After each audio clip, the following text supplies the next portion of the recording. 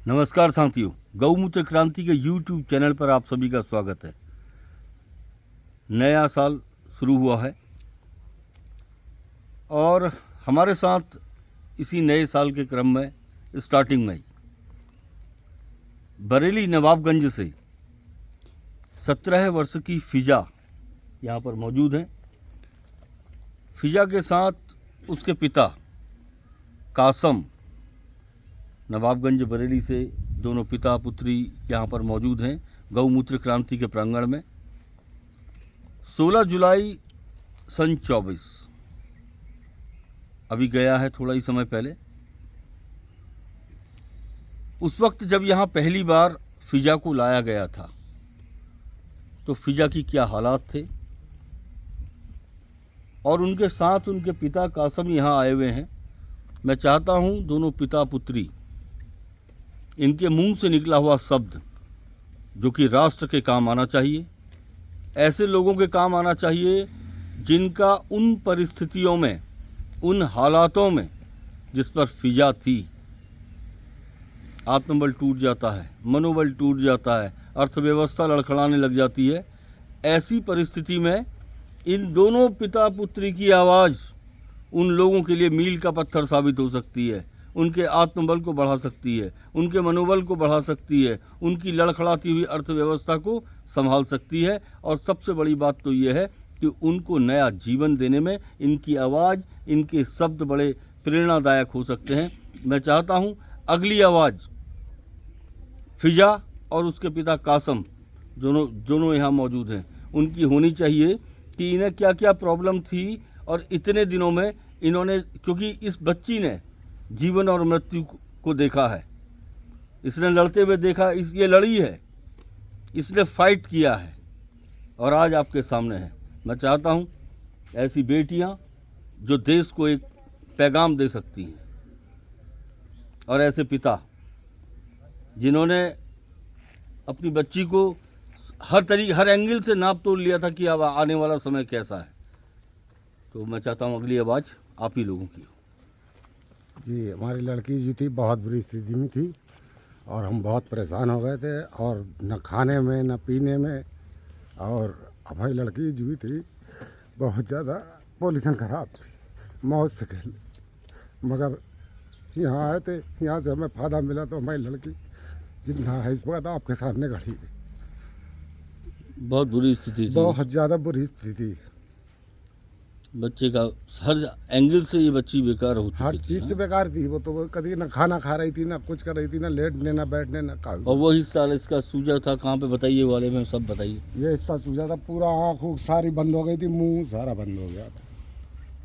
ये हिस्सा इसका पूरा बंद था, बताइए कहाँ से कहाँ तक बंद था, सब बताइए। ये सारा हिस्सा बंद था जी, ये सारा हिस्सा बंद था इस बच्ची का। मुंह था, मुंह सब बंद है। ये मुंह भी पूरा बंद था, ये सूज के लगभग इतना मोटा हो चुका था।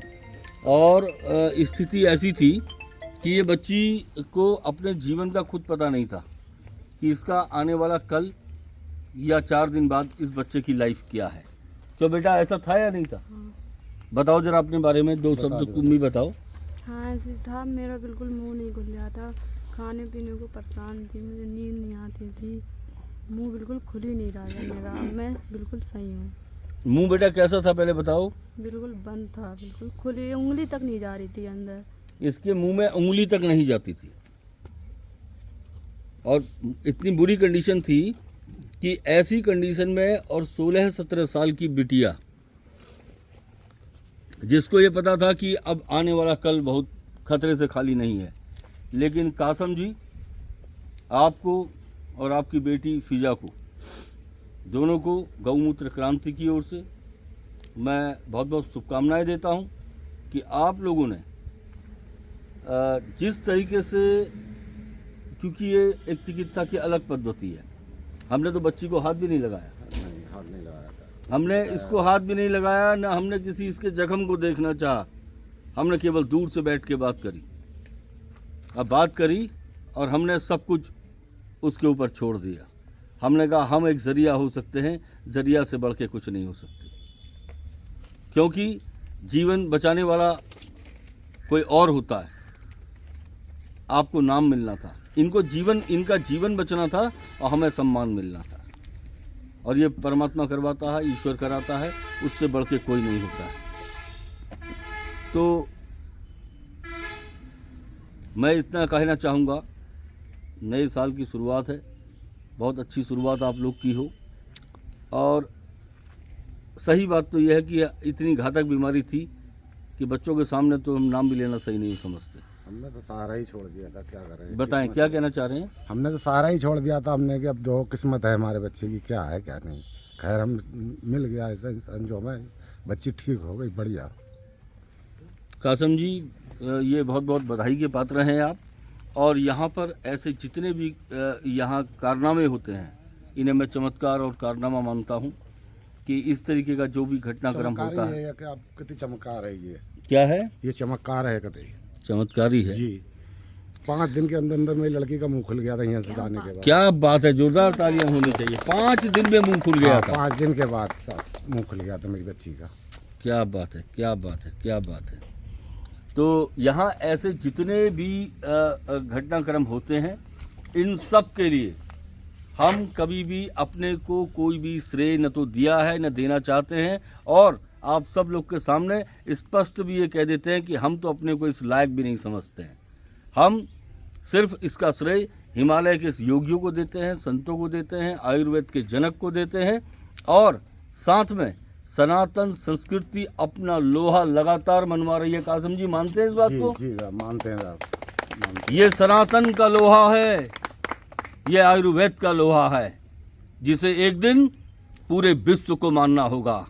और मानेगा तो बचा रहेगा, न मानने पर उसकी भी दुर्गति होनी है, ये तय है। तो ये जो आज इतना बड़ा रिजल्ट है, कासम जी, फिजा बेटा, ये मानते हो ना कि रिजल्ट है आपके नहीं पास? है साहब, हमें तो नकलो हुआ कह रहे दिल्ली ले जाओ इसको, वहाँ पे दिखाओ, इसका इलाज नहीं बरेली। तो हम बहाना गए थे, हम यहाँ पे लेकर आए थे साहब। यहाँ पे हमें पूरा फायदा मिला हमें। ये सनातन का लोहा है, ये आयुर्वेद का लोहा है। ये रिजल्ट मेरा नहीं है, ये हमारा रिजल्ट कुछ नहीं है। हम एक माध्यम हो सकते हैं, लेकिन ये इस देश की मिट्टी का लोहा है, जिसे आपको एक दिन मानना ही होगा। और आप मानेंगे, क्योंकि प्रत्यक्षम किम प्रमाणम कहा गया है। प्रत्यक्ष को प्रमाण की आवश्यकता नहीं होती है। तो मैं अपनी वाणी पर विराम देता हूँ। और बेटा फिजा, तुम्हें मेरी बहुत बहुत शुभकामनाएं हैं। कासम जी, आपको शुभकामनाएं हैं। यहाँ आए हुए जितने भी लोग हैं, सभी को मेरी शुभकामनाएं हैं कि आप लोग स्वस्थ रहें, दीर्घायु रहें। जय भारत, जय हिंद, जय उत्तराखंड।